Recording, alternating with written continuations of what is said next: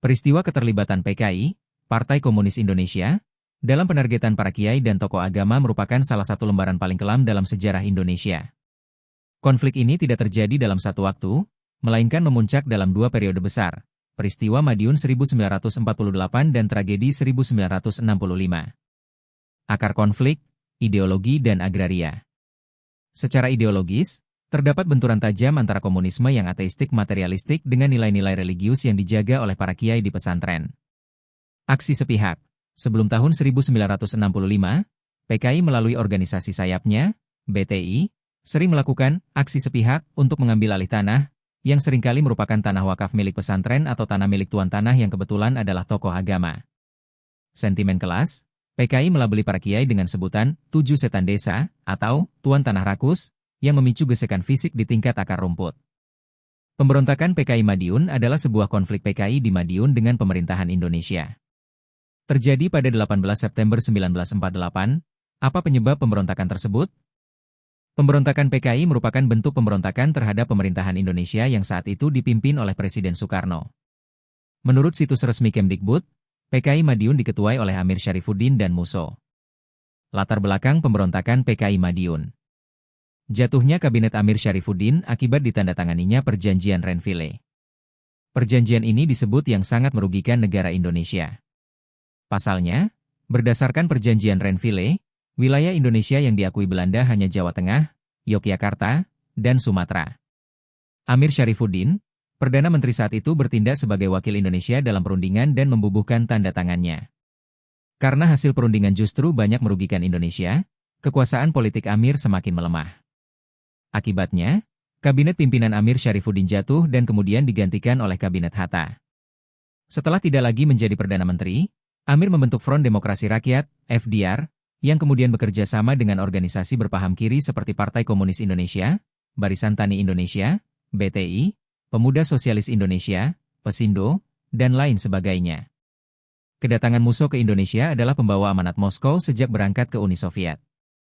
Kedatangan Musso membawa perubahan besar bagi gerakan komunis di Indonesia.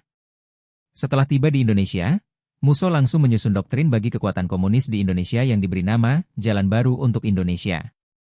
Sesuai dengan doktrinnya, pada Agustus 1948 Partai Sosialis yang dipimpin Amir Syarifuddin dan Partai Buruh berfusi dengan PKI. Pada bulan yang sama, Musso mengadakan pembaharuan struktur organisasi Politbiro PKI. Musso mengecam keras kebijakan pemerintahan Kabinet Hatta. Sejak awal September 1948, Musso bersama beberapa pimpinan PKI berkeliling ke daerah-daerah di Jawa, seperti Solo, Madiun, Kediri, Jombang, Bojonegoro, Cepu, Purwodadi, dan Wonosobo. Dikutip dari buku Sejarah Daerah Jawa Timur, 1978, ketika Musso dan Amir Syarifuddin berada di Purwodadi mendengar kabar bahwa unsur pro-PKI telah mengambil inisiatif untuk melancarkan revolusi, pemberontakan. Pada 18 September pagi, sekelompok rakyat Purwodadi mengibarkan bendera merah dan Musso berangkat ke Madiun. Malam hari mereka tiba di Rejo Agung dekat Madiun dan menjumpai kenyataan bahwa organisasi PKI telah melancarkan cob d'etat di kota Madiun dan sekitarnya. Sejak saat itu revolusi komunis atau pemberontakan komunis sudah dimulai. Kaum komunis beranggapan bahwa dunia ini telah terpecah dua, yaitu blok kapitalis imperialis di bawah pimpinan Amerika Serikat dan blok anti-imperialis di bawah Rusia. Karena perjuangan Indonesia anti-imperialis maka menurut kaum komunis, Indonesia harus berada di pihak Rusia. Pemerintah Soekarno bertindak tegas dan cepat. Lewat corong radio Yogyakarta yang diangkat Kolonel Sungkono sebagai Gubernur Militer Jawa Timur mendapat tugas untuk menindas pemberontakan dan merebut kembali kota Madiun. Pada malam hari, mulai dilakukan penangkapan pimpinan PKI di berbagai daerah termasuk ibu kota Yogyakarta waktu itu. Panglima Besar Jenderal Sudirman memerintahkan pengepungan terhadap kota Madiun. Gerakan pasukan pemerintah dimulai pada 21 September 1948. Pengejaran pemberontakan oleh TNI terus dilakukan pada 31 Oktober 1948.